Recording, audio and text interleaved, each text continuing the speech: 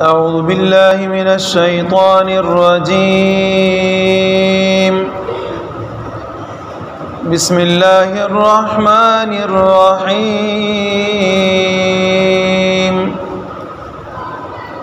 ما ننسخ من آية أو ننسها نأت بخير منها أو مثلها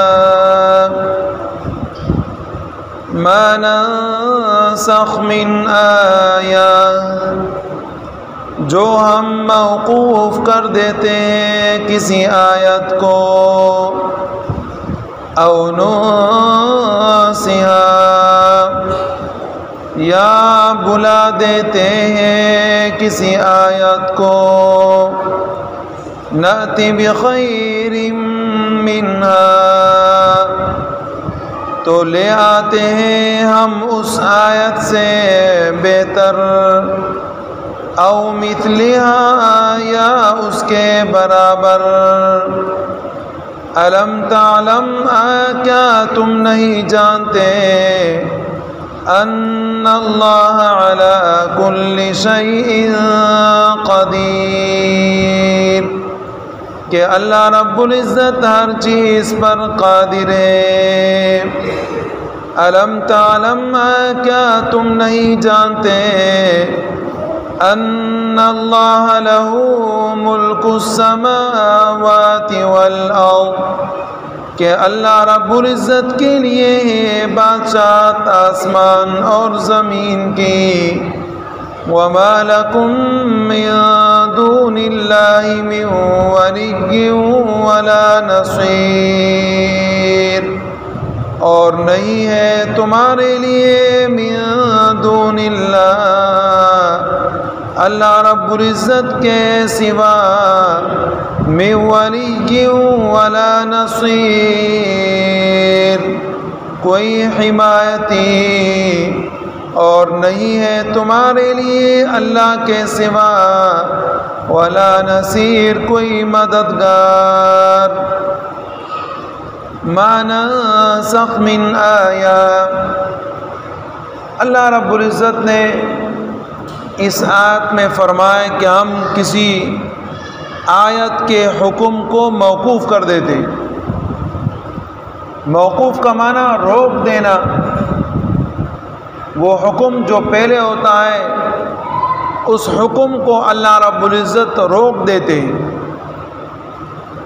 یہود اور مشرکین، جیسے کہ آپ کو میں نے پہلے بھی بتایا تھا کہ ان کا مین مقصد یہ ہوتا کہ کوئی ایسی بات مل جائے جس کے بنا پر ہم نبی اکرم صلی اللہ علیہ وسلم پر طعن اور تشنیع کریں اور اسلام کے اوپر داغ دبا ڈالیں۔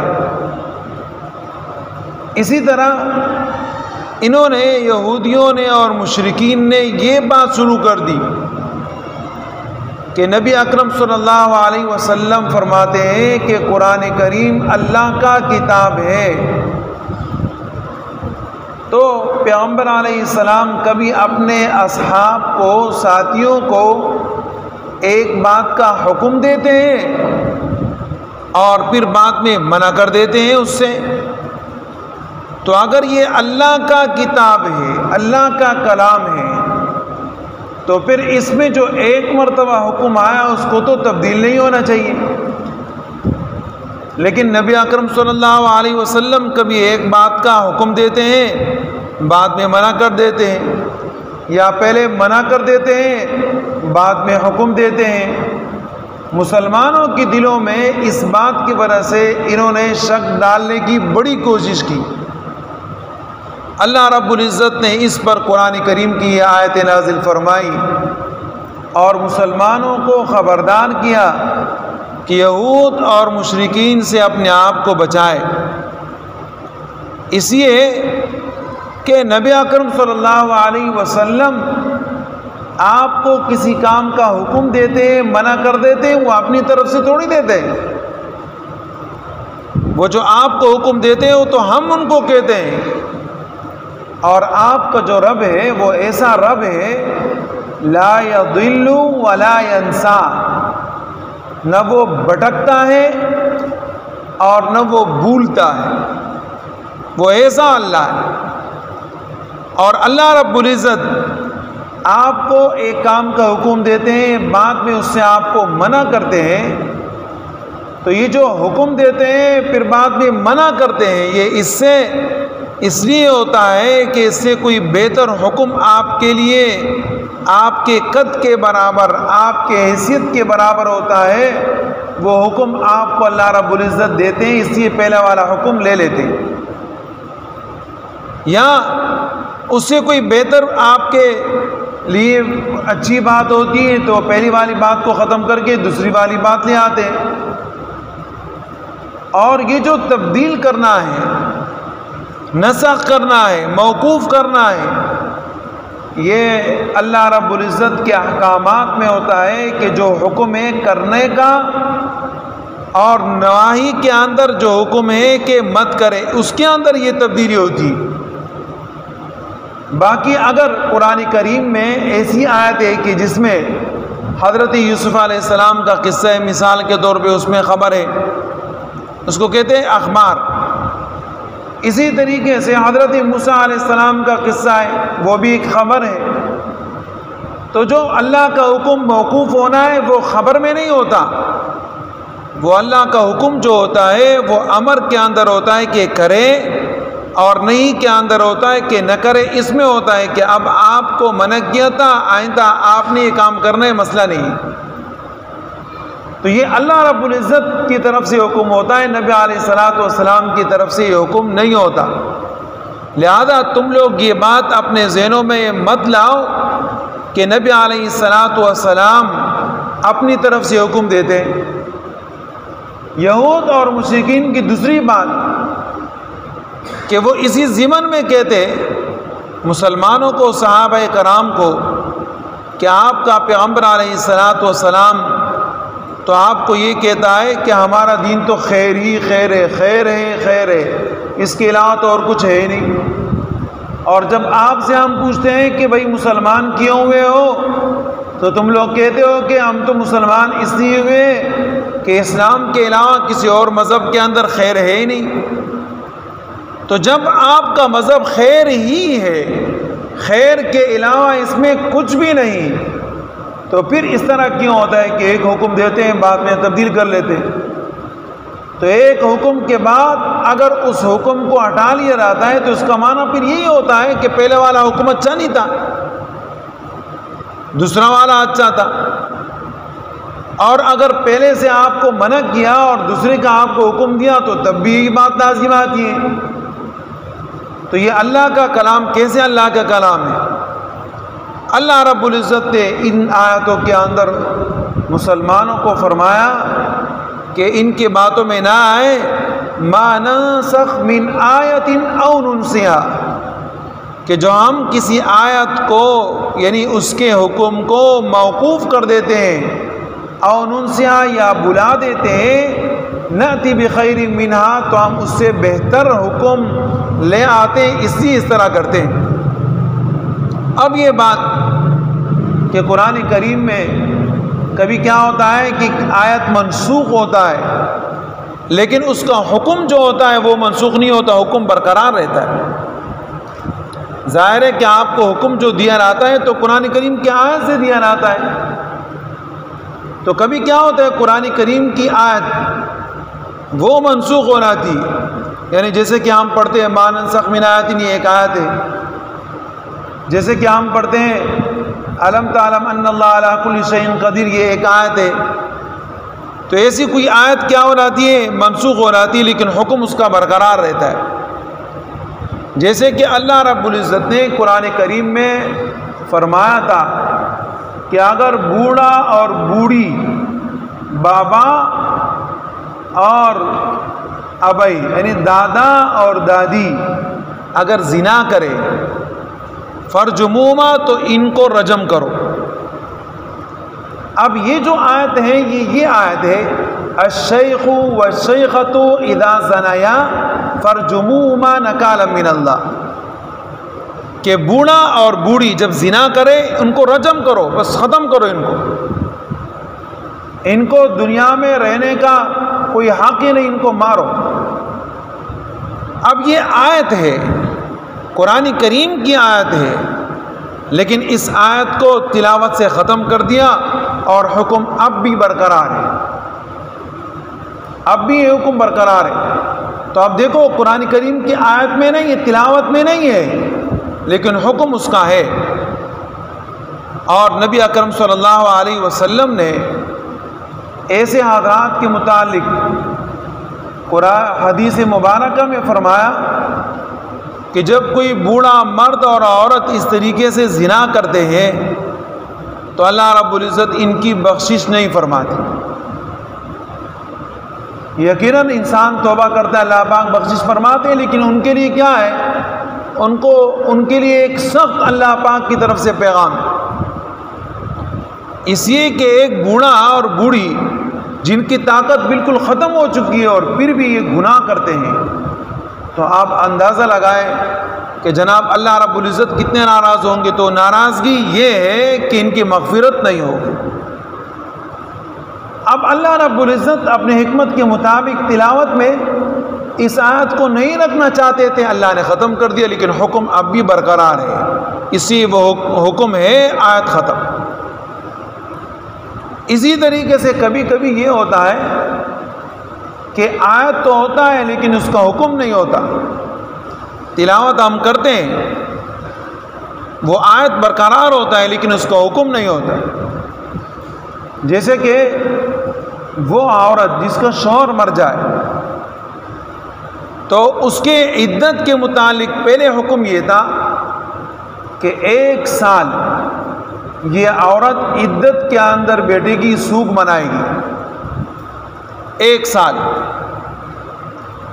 اور پھر اس کے بعد یہ حکم آیا کہ نہیں، اب اس عورت کے لیے حکم یہ کہ 4 مہینے 10 دن یہ عدت میں گزارے۔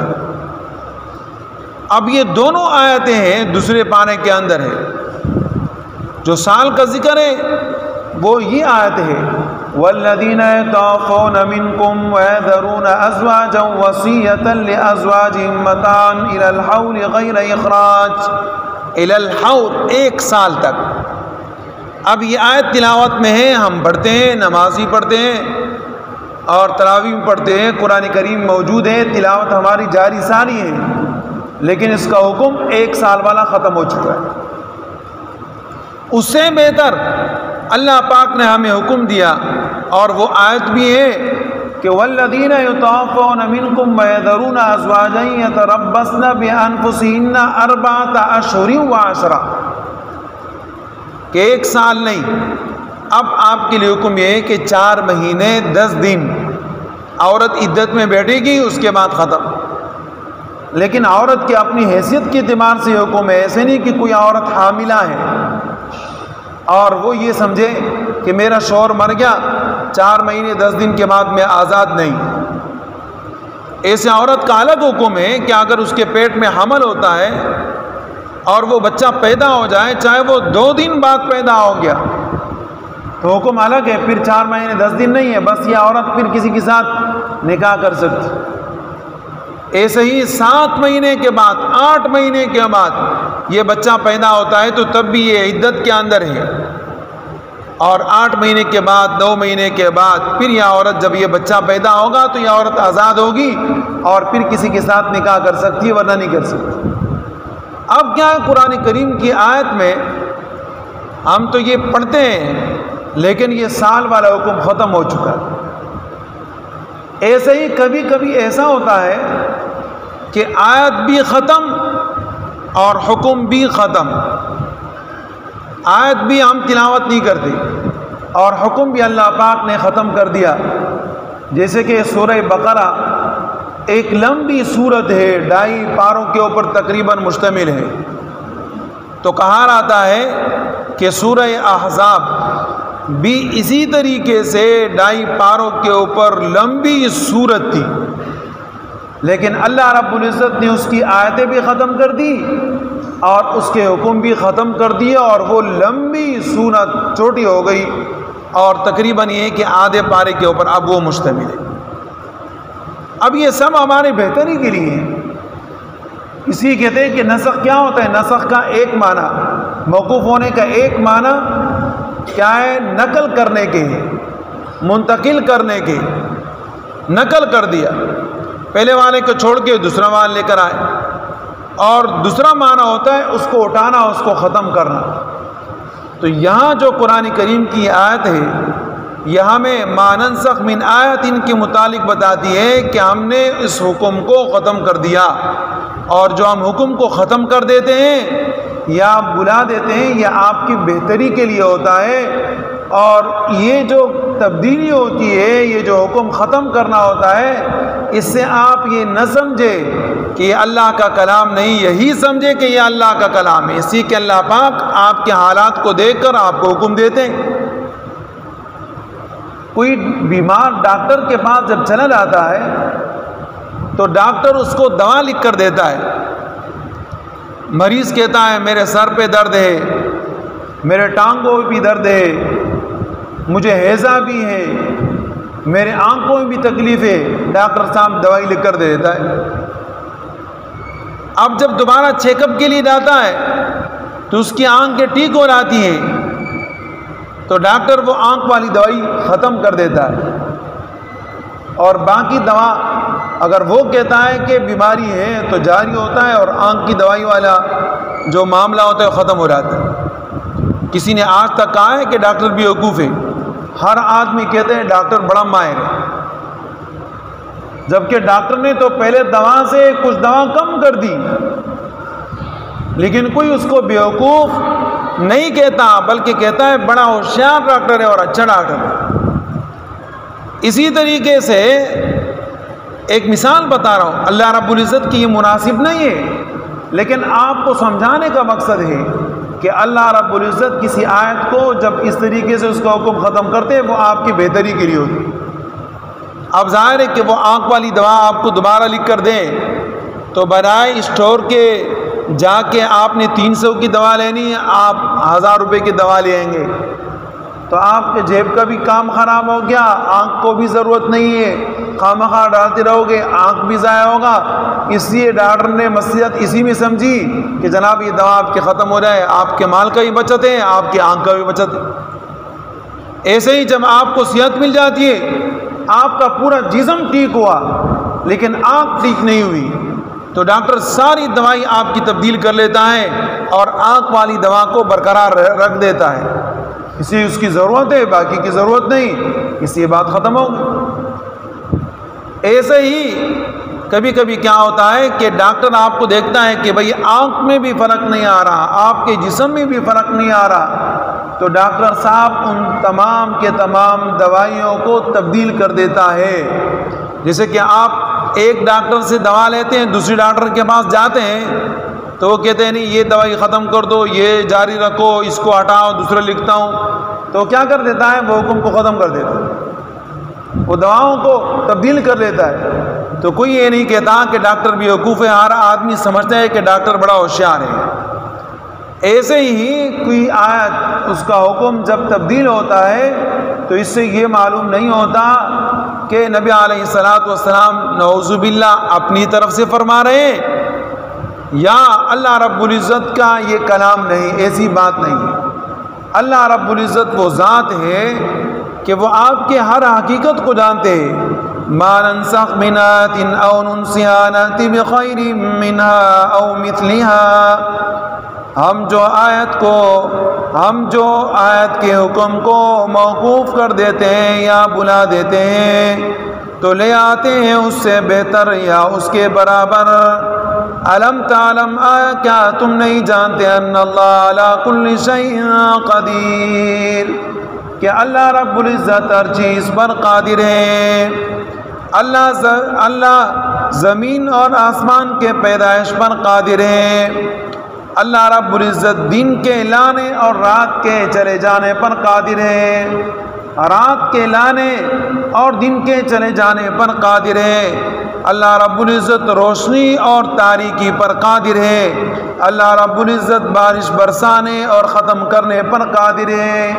جب اس پر وہ قادر ہے اور آپ کی مصلحت کے مطابق کبھی آپ کو رات دیا، کبھی آپ کو دن دیا، تو ایسے ہی آپ کے مصلحت کے مطابق کبھی ایک حکم منسوخ کر دیا، ختم کر دیا، دوسرا حکم لایا۔ الم تعلم، کیا تم نہیں جانتے ان اللہ لہ ملک السماوات والارض، کہ اللہ کے لیے بادشاہت آسمان اور زمین کی، بادشاہت ایک اللہ کی۔ تو یہ سمجھو کہ نعوذ باللہ اللہ کا کلام نہیں، یہ آپ غلط بات کر، اللہ کے علاوہ کسی کی بادشاہت نہیں ہے، تو کلام اسی کا ہے اور وہی جانتا ہے۔ وَمَا لَكُم مِّن دُونِ اللَّهِ مِن وَلِيٍّ وَلَا نَصِيرٍ، اور تمہارے لیے اللہ کے علاوہ کوئی حمایتی اور مددگار نہیں، تمہارا حمایتی اور مددگار ایک اللہ ہے۔